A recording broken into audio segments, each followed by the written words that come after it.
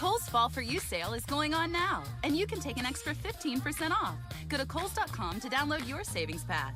Then use it on top of already great savings, like 30 to 50% off the LC Lauren Conrad collection, and 40 to 50% off dress and casual shoes and boots for the family. Plus, everyone gets $10 Kohl's cash for every $50 spent. Right now at Kohl's. Don't miss it. Select styles, some exclusions apply. See store or Kohls.com for details.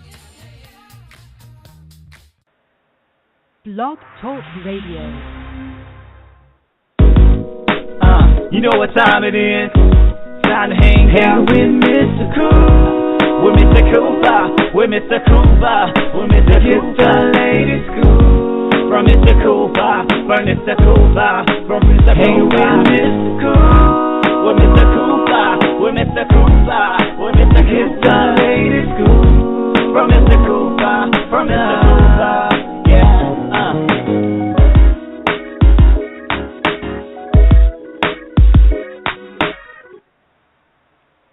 Welcome to the Big Scoop with Coop. I'm your host, Coop, and today we're still going live right now with Season 2 of the show. This Season 2, Episode 7. Guys, I have a great guest. You got to hear this guy's story today. Everybody also, before we go on to start, make sure you go by the website www.bigscoopwithcoop.com. Tell all your family, your friends, your associates, anybody that you know. Make sure they click on live right now, blogtalkradio.com/the Big Scoop with Coop. If you can't catch me there, and of course you can because I'm here right now, make sure you can hear me at TuneIn Radio, Stitcher Radio, BlackBerry, Facebook, YouTube, MySpace. If you can't find me, iTunes. If you can't find me, just Google the show. But guys, enough about that. Now, today we actually have an incredible guest. This guy, he has survived a stroke, came out, written a book that you're going to hear about in soon. You actually hear about this. He is actually doing great things, and I hope everybody will enjoy this show, and I know you will. Everybody that's listening actually globally right now, you're about to learn something new. Ladies and gentlemen, my guest, Steve Schwertley. Welcome to the show. Hey, thank you, Michael. Yes. So on this show, we always talk about how people started on their show, in their career, their success, and they also give advice on actually how to get started in their career. But we always start from the beginning. So, Steve, what made you decide to take the road to become an author? Well, I never, ever thought I would be an author, and it was only after a stroke that happened on July 7th, 2013, a few months later, after going through some recovery periods, my wife, who's a psychologist, says, why don't you get off your lazy butt and start writing some of those books in your head, because now is the perfect time to do it, relax and have a good time, start writing about, stuff that, I know it's going to scare everybody else, so do it. So I have to credit my wife. Wow. Tell your wife I said thank you, because, you've made history doing this thing right here. Now, if your wife never said anything about it, are you sure you would have never became an author? It never crossed your mind at all? No, it never really did, Michael, because, I was just an average kid in, English in grade school and high school. And, I did go to college. I didn't make it into med school. I did have a biology degree, and I went to Arizona State University down here in Tempe, Arizona. But wow. I just, once I got out of school, I just got into sales, and the closest thing I ever got to writing a book was like a sales plan or a marketing report. So, it just never ever occurred to me to sit down and do it. And I was traveling 45 weeks a year, for like 20, 25 years. So I never really had the time to just sit down in one place and just, start being creative. But after I had the stroke, which just totally fatigued my body. For 4 months, I didn't want to get off the couch. I didn't hardly, want to do anything except for sleep. It took me just about 5 weeks to be able to walk upstairs to my office, upstairs in my two-story house. So, I was whipped. But and the funny thing was, the more I sat down and thought about it, because I did get laid off from my salesman I came and talked this afternoon. My sales management job 4 months later, there was nothing else to do because at age 64, not too many marketplaces wanted to hire somebody that was old with a brain stroke. I understand. I definitely understand. Now, you were just speaking earlier when you was actually younger, in grade school and everything.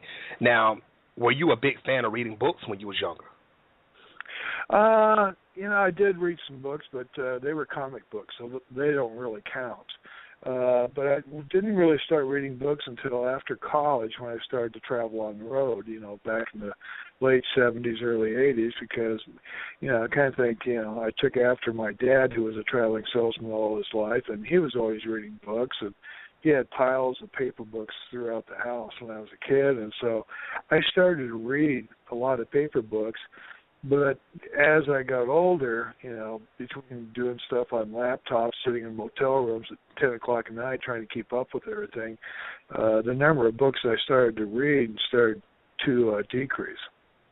Oh, wow. Okay. Well, you see, myself, when I was younger, I remember, like I'm very old, but when I was in school, I remember myself, I wasn't a big fan of reading books all the time. Now, I love the comic books. I always have. And between me and you right now, Steve, I still will open up one to this day. I mean, that's just one of the things I like to do a lot of times. I think within the last couple of years, I've been more of a book reader than I ever have in my whole life. I don't mind sitting down watching a good movie, but I don't mind cracking open a book, especially if it can intrigue my attention. And we're about to get into that, folks, real soon because we're about to tell you about something that's going to intrigue your attention, guys. But do you feel, Steve, that it takes a lot of focus and concentration to write a book and to become a successful author? I think everybody's different in how they approach to write a book. And being out here in Phoenix, Arizona, I live close to a library up in Cave Creek, Arizona, and it's Desert Foothills Library is supposed to be, number one library in the state of Arizona. And I went to see those people a couple times because I knew they had author classes. And I gave them a book, and the lady who read it's going, two things I want to tell you. Number one, I want you to autograph this book. And number two, what can I do to help you? And I had her, do one thing for me. I said, I want to meet a couple best-selling authors in the city of Phoenix or the metropolitan area because there are no classes to go out to find out how to become an author, especially a good one. And when she gave me the credit of writing a good book right off the bat that she says I couldn't put it down, that made me feel good. But writing the book was the easy part. I know you, Michael, a lot of people don't believe that, but that was the easy part. The hardest part of being an independent author, because I do not have an agent or a big publishing house behind us, was to get that book from the computer to the marketplace. That took me 9 months. Wow. Now, everybody, if you all are trying to figure out what book Steve has written, this book we're about to talk about now is actually called Enemy in the Heartland. And it's fantastic. Steve, I'm going to give you the privilege of doing this. Tell everybody about the Enemy in the Heartland. How did this thing start? Well, getting back to the stroke and sitting around just being fatigued and everything, I watched a lot of TV and, I started watching a lot of news. And, let me ask you a question, Michael. What do you see on the news just about every day or probably five or six times a week? Whew. Man, anything dealing with violence, also dealing with the government, especially around North Carolina way. That's what I'm seeing a lot of. And, I see two people skipping down the road holding hands or anything. It's more of a people trying to attack others. The government's trying to do one thing, trying to change things around. That's what I'm seeing a lot of. Well, I'm right with you, and that's where I started to think about the book because you started to see all this violence out there, whether it's right or wrong or who starts it, but then you start seeing things that people are using, from day to day that wasn't out there before, and drones were on TV almost every day. And then 2 years ago, I had to go back to the Midwest. I'm an Iowa boy, and a cousin of mine was diagnosed with terminal cancer, so I went to visit him. Back in the Midwest, there's these things called tractor pulls, and they're usually at county or state fairs, and the farmers love them. It's kind of like their farmer style of drag racing, pulling these big weights. And I started thinking about the book, and I had started to write the book back on this trip. But on this tractor pull on a Friday night in a little town called Missouri Valley, Iowa, which is about, 5,000 people, it was right around sunset. Here these big old diesel tractors are pulling these weights. And all of a sudden above the tractors, going down this kind of like a drag strip, was a drone. And the operator was filming the tractor pull. I'm just going, here in the middle of the bread basket, people have got drones. And then I came home, and my neighbor across the street down the cul-de-sac, he's in his early 50s, and he's out there, and he just bought a drone. He was flying around. Of course, he was flying around behind people's houses looking to see if anybody was naked in the swimming pools. But I mean, they were all over the place. I'm going, okay, if I was going to be a badass, and I wanted to do something, and if I wanted to scare the hell out of the United States, what would I do?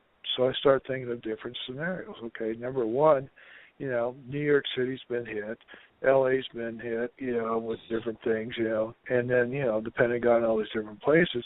Where would I hit the people in the United States where they would least expect it? And I'm going, all of a sudden, the Midwest. They're out there eating apple pie and blueberry pie and doing picnics and Pop Warner, football and baseball. They would, right. They're so far in the middle of the continent, they think they're impervious to some type of attack. And then thinking about drones, I'm going, God, somebody put some poison gas or something creepy on a drone and after these people at a baseball game, well, that would make the news. So that's how the conception of the book started. Wow.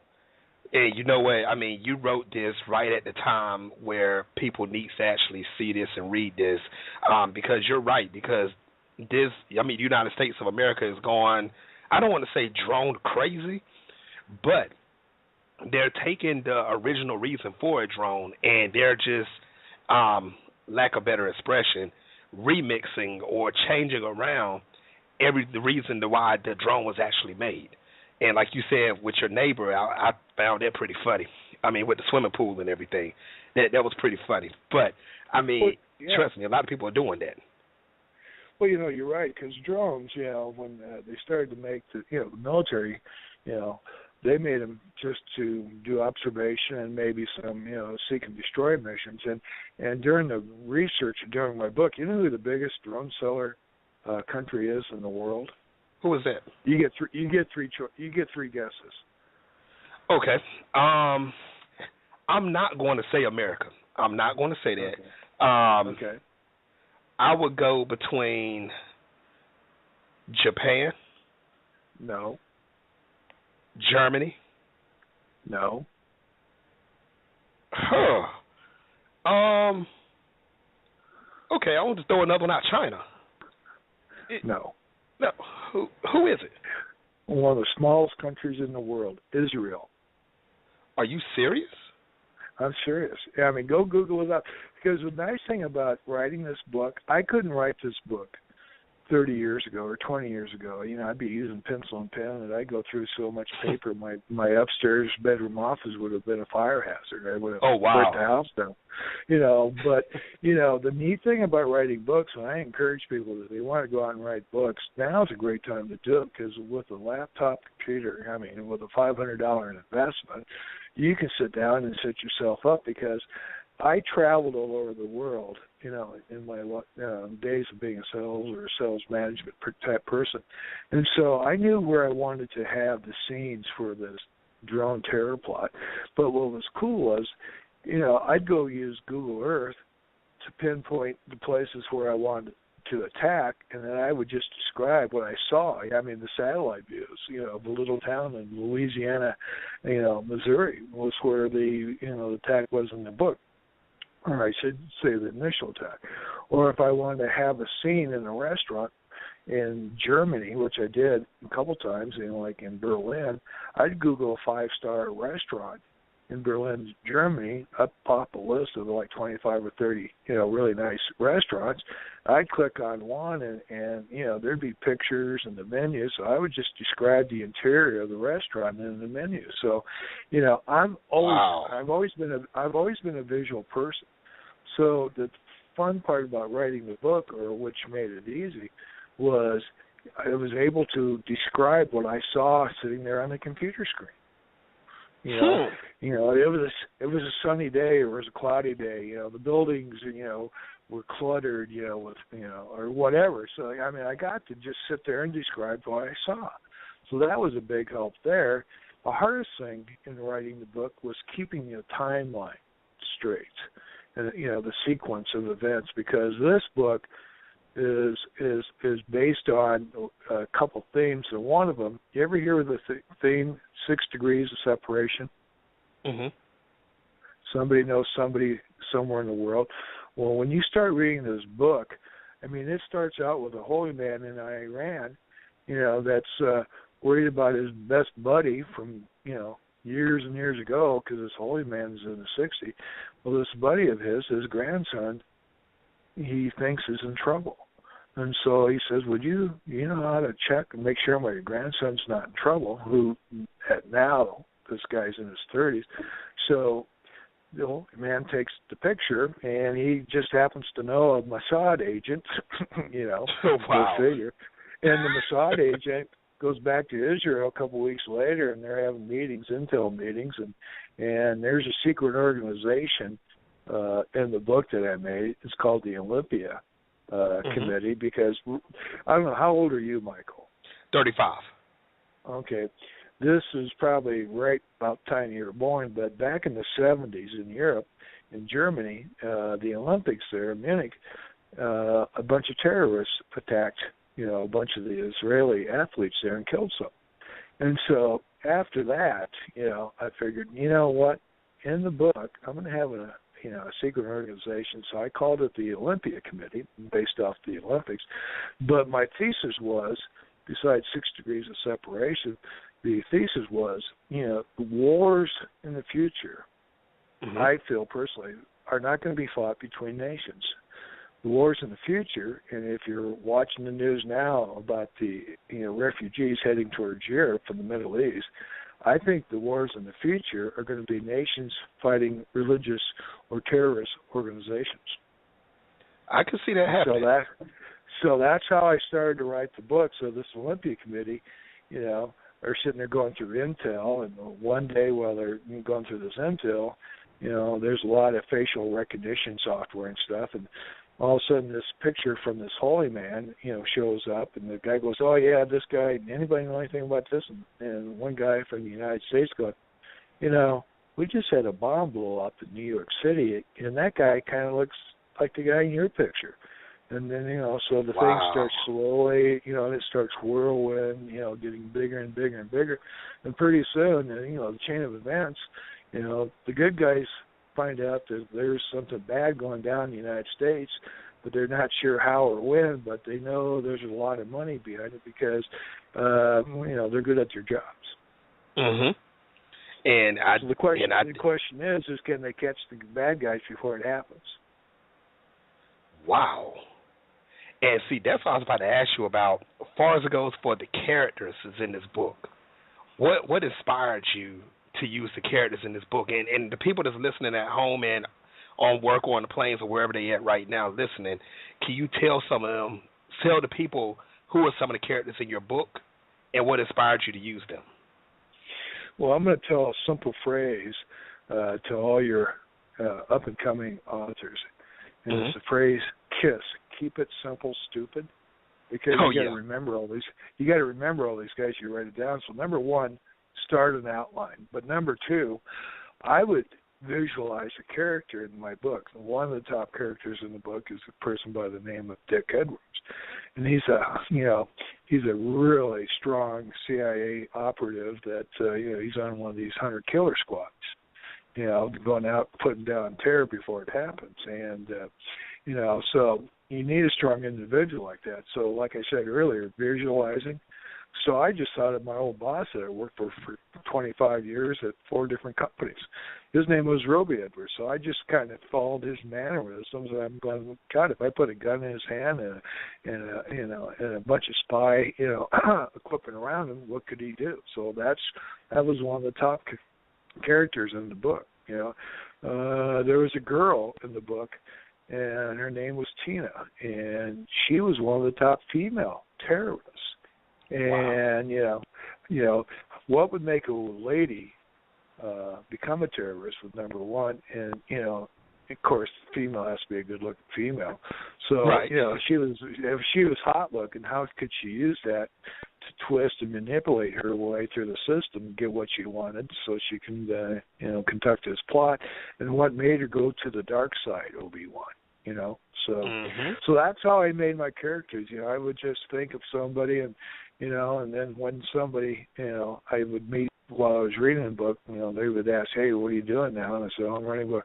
Oh, what's it about? I told them it's about, I want to be in it. So I go, okay, so I would just change their name either by spelling or the first name or last name a little bit, and I would use them as a character, I haven't met you personally, Michael, but, after I meet you, I'm working on the 3rd book right now. It's called Homegrown, The Unexpected Terror, which is even scarier yet.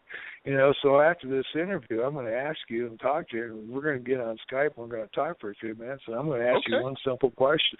I'm going to ask you one simple question, and you only get 5 seconds to figure it out. Do you want to be a good guy or a bad guy? Get the big scoop. Get the big scoop with Coop right now. We'll find out. Hey, you heard it. You heard it here first, people. Yes. Now, as far as you go for saying that, how many people in your books, I'm talking about total, have you used of friends or associates or people you met? I would say there's probably 150 characters in the book, of which there's probably about 30 main characters. And I know it sounds like a lot of characters, but you guys got somebody at U-Haul dealership, so there's a character there, but it's not a main character. But of the main characters, because I've got FBI, CIA, Mossad, I got this secret organization called Olympic Committee, and then there's some high-ranking government officials from Germany and England, and then I've got the bad guys, so you got those guys because there's a number of bad guys, and the bad guys aren't all from the Middle East. They did go to college in Europe, and so I did pick a college in Europe. It's called Durham College. I just picked it out of the blue and Googled it and, looked it up. But these guys from the Middle East went to college, and they befriended a bunch of Germans. And guess what? The Germans going, you know what? Grandpa's got a munitions company. It's worth billions of dollars, and, when there's chaos and destruction going around the world and war, gee, those things sell guns and bullets. So yeah, we'll give you some money to carry out this mission. So so I just went to the dark side and said, okay, we're going to make the Europeans as bad as the terrorists, because they're going to fund this thing and direct this thing. Wow. And I like how you. I like the way you're doing this. Because your mind, it seems like that. You're not writing stuff as the average author. A lot of people get stuff off of television, or they just say, let me read another book and see if I can kind of steal that person's idea and start writing their own book. I like how you're actually taking people and you're putting them in a good storyline where they can relate. So when the people read the book, they'll probably be like, wait, is Steve talking about me? And you will probably have a lot of people doing that. And I like that. I definitely like that. Well, the thing that cracks me up is, now I'm getting reviews, and you never have enough reviews. So, right. When people read Enemy in the Heartland, please, buy the book off of Amazon or off my website, StephenSchwertleyAuthor.com, and you can see how to spell Schwertley off of Michael's web information. But the thing is, when you go in there, I've got all 5-star reviews except for 2. I've got 25 or 30. I got about 30 reviews right now. But the thing about it is I've been surprised by 2 or 3 things. Number one, 70% of the reviews are by women. And I never, ever thought women would read this book. I mean, I had no desire or inclination that this book was, going to be read by women. So I don't know if it tells me women read more than guys do, or women will write reviews more often than guys do. I have no idea what it means, but, some of the reviews that women have written are like a page and a half. I mean, I don't know if they're bored or not, but they're really good reviews, but a couple of the reviews by the women are going, I like this big book because, we've got some strong-willed females in this book. And I'm going, oh, okay, I did that. Or they love the romance in the book or whatever. Wow. And I did not know the ratio was like that as far as goes for the reviews. I really didn't. 70% women. Yeah, I got one military guy that wrote a review, and he was going, this thing is just like, being there. And I'm going, hey, thank you. I like that review. Because one of my friends one time wrote me, who was also in the military, he goes, you were never in the Army, were you? I'm going, no. And he said, do you ever work for the FBI or the CIA? I'm going, no. And he says, you might get a phone call, one day by somebody because this thing's too scary. And I just did another radio interview last Saturday with a station out in Tucson, Arizona, and the guy had a congressman on it. And I didn't know this congressman was going to be a co-host. I just didn't know he was going to be there. And, and so when they introduced this guy, and I'm going, oh, wow, this is going to be a hard-hitting one. And it turned out to be one of the funniest ones I've ever done because this guy's going, this is just like one of my briefings. Wow.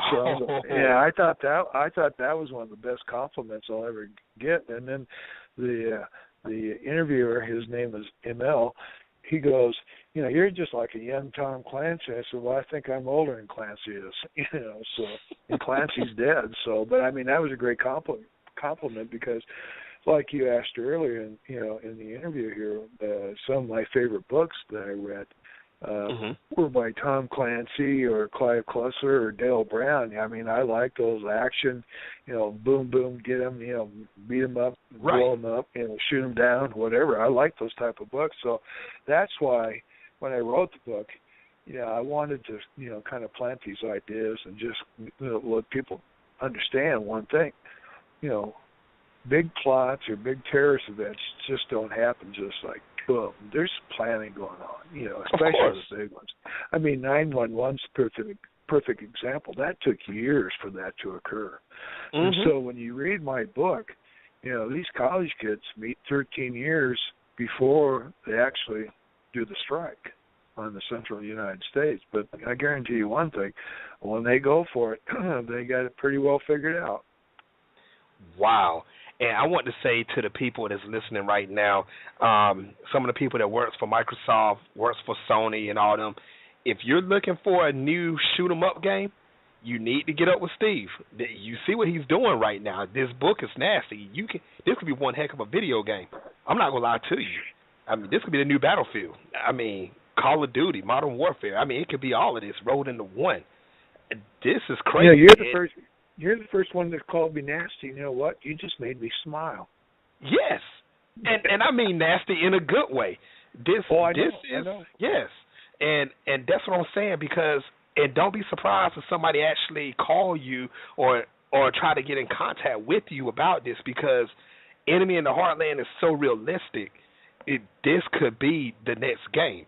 Now, talking about Enemy in the Heartland, Steve, will there be a sequel? The sequel is just about out. Thank you for asking. Tomorrow I pick up the final proofread of the book. It's been read by a couple of my friends because what happened was after 2 or 3 months after publishing the first book, Enemy in the Heartland, I had a bunch of people going, you can't leave us hanging. We need a sequel.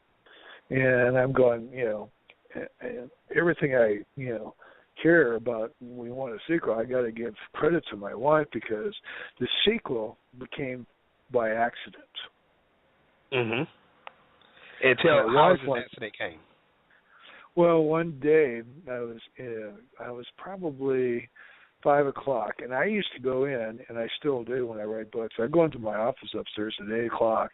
Usually don't come out until about 1:30, have a quick lunch, and go back in around 4:35 until my eyes get blurry-eyed, or when I start typing, it just looks like gobbledygook, and then I know I have to get out because my mind just turns to mud. And my wife has given me all these little things to eat while I'm sitting up here, so by the time I get around 3 or 4 o'clock in the afternoon, I got such a sugar high. I mean, caramel corn and, you name it. I'm sitting here munching on Tootsie Rolls and stuff, so I have to get out. But one afternoon, let me go back farther. When I had the stroke, the neurologist that I got to go see after the hospital totally misdiagnosed or couldn't even diagnose I had a stroke, which is another story. He said, you know what, how much do you drink? And I go, 2 or 3 beers a day. And he says, anything else? I said, no, just 2 or 3 beers a day. He says, you know what? You can't drink beer anymore. I'm going, because I'm a NASCAR fan, and I like to go swimming when it's 110 degrees and do a barbecue and have a beer out by the pool, want to relax.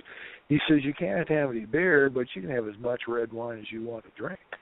So it took me a little while to get used to the change, but guess what? I'm used to it now.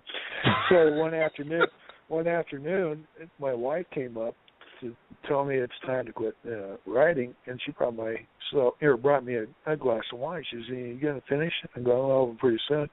And she said, what's wrong? And I said, what do you mean? She said, you got a tear in your eye. And I said, yeah, I feel kind of bad right now, and it's kind of funny. She said, why? I just killed off one of the main figures, one of the good guys in the book, and all of a sudden I got a kind of a tear in my eye. She said, well, do me a favor. I said, what's that? She said, don't kill them all off. You need a sequel. So because of that 2-minute conversation, that's how the second book, started to spring up in my mind. So yes, I did leave people hanging. They'll be satisfied. But I did write the second book, and the second book is called Revenge Unleashed.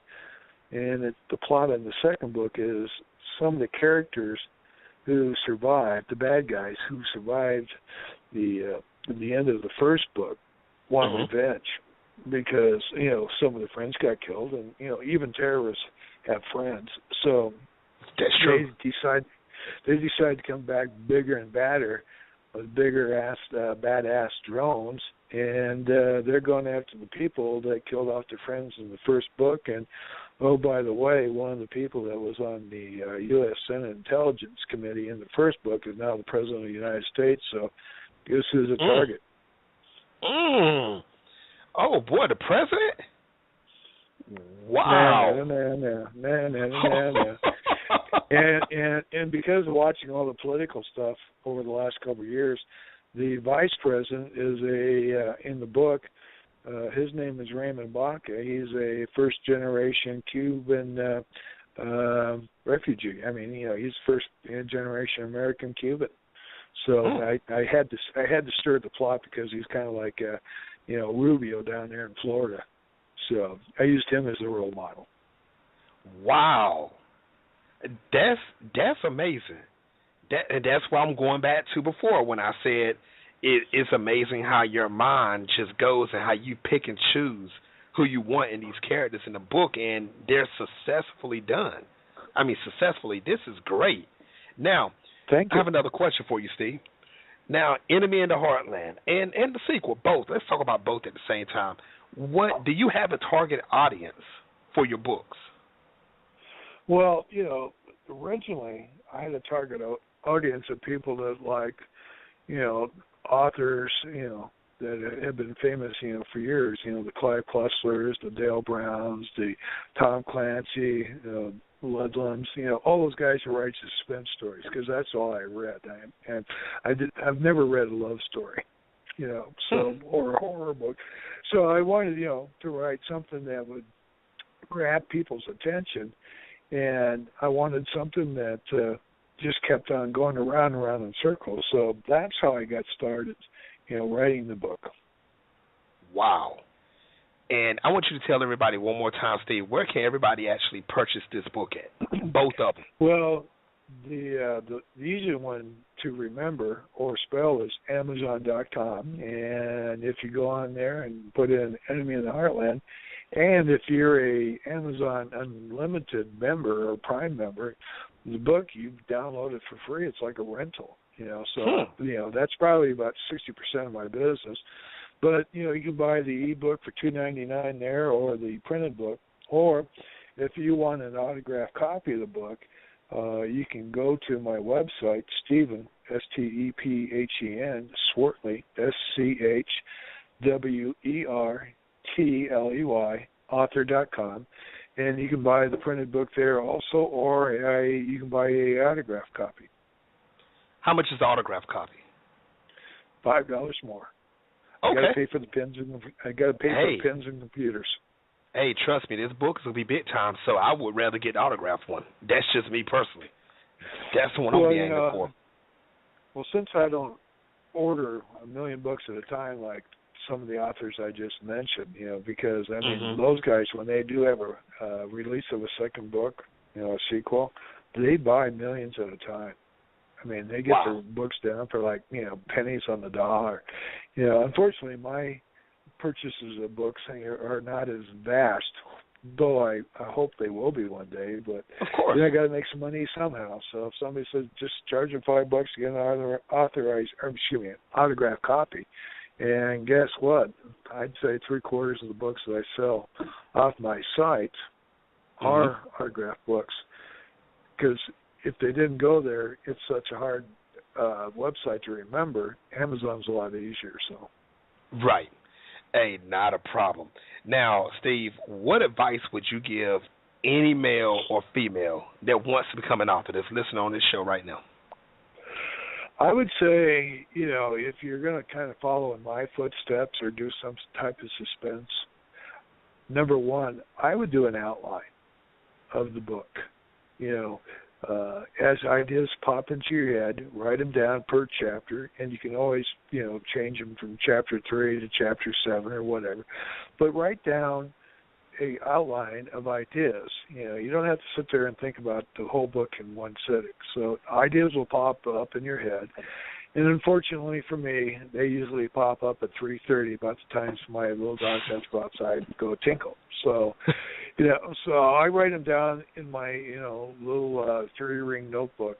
And then what I do is when I get done writing a chapter, I'll have a divide in my outline 3-ring notebook, and I'll write down a synopsis of each chapter. So when I have an idea, I want to make sure that it matches the timeline. So, that way, did I say that in the book already? No, I didn't. Oh, yeah, I did. I put it here. It just helps you keep organized. And it just depends on how complex your book is. But to me, my books are complex, so I needed an outline. Wow. Okay. Well, the next thing after that is, if you're going to do it, don't put a timeline on your book. To me, because I'm retired now, forced into retirement with a stroke, and I'm sitting here, living off Social Security and stuff. I've got all the time in the world, so I treat it as a job. I do it from 8 to 5 every day, Monday through Friday. And some days, I'll write a little bit, and because sometimes the glow is burning really bright. You're going, oh yeah, write it down as fast as you can. Some days you're sitting there going, So sometimes it doesn't work. But the nice thing about it is, if you get into a routine, it becomes easier. At least it did for me. Wow, ladies and gentlemen, if you're listening, and of course you are. If you're trying to become that author, you just heard it here first from Steve. He actually has successful books that's out. Part 2 is coming out, and you heard Steve say on the show, I'm gonna be in part 3. I feel honored for this, and I'm not going to even tell you which one I'm going to pick right now.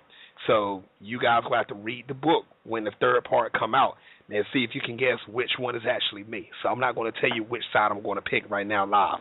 So sorry, people, I'm not going to do it. So good or bad, Steve, good or bad, good or bad. No, Tell me. You will find out after the show. You will find out after the show. Not going to spoil it for the people that's listening right now. Can't do it. So, guys, I just want to say, Steve, thank you for coming on the show. You have inspired a lot of people. I know a lot of people are listening all across the world globally. Make sure you go pick up these books. Make sure you do it. I can't stress that enough. Get the autographed copy, guys. This is going to be worth something later on. It's actually worth something now because the story is too realistic. People that's actually listening that's in the video game industry, get in contact with Steve. He can help you out. He can make you more money. His brain is like amazing as far as it goes for writing these books and everything that he does. Steve, thank you once again for coming on the show, and can you tell everybody where they officially just got their scoop? Thank you much. Get this big scoop with Michael. Yes. The Coop. Get the Coop. But hey, thank you very much for having me on your show, sir. All right, anytime. Until next time, everybody. I'll catch y'all next time.